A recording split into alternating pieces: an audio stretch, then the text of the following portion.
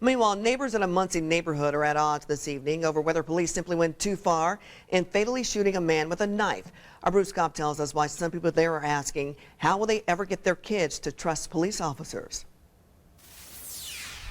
Just killed that dude. This Facebook video posted by onlookers shows police surrounding 31-year-old Larry Stepp after he was shot by officers. Police were called after Stepp stabbed a 15-year-old girl during an argument. They were trying to get him to drop the knife, and he wouldn't do it, so they had pulled their weapons then to protect themselves, I feel like. Kathy Butler watched from next door. She says Stepp kept moving toward officers with the knife in hand.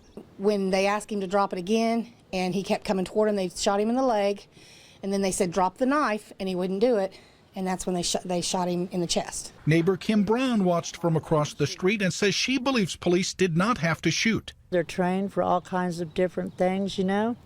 I think that when they shot him in here, that should have been the last of it. I think they should have dropped the gun, went to him, handcuffed him. 5 shots is an overkill. The autopsy finds that police did shoot Larry Stepp one time in the leg. He suffered a wound to the right thigh. He also suffered 2 gunshots to the chest and 2 wounds to the shoulder. Claudia Myers is the grandmother of the teenage girl who suffered a minor stab wound. Do you think police had any choice? No. I think they was frightened for their lives too. And her neighbors disagree on whether police could have acted differently. They didn't tase him. They shot to kill. And now how do we raise our children to trust the police officers? This gentleman was not going to drop that knife.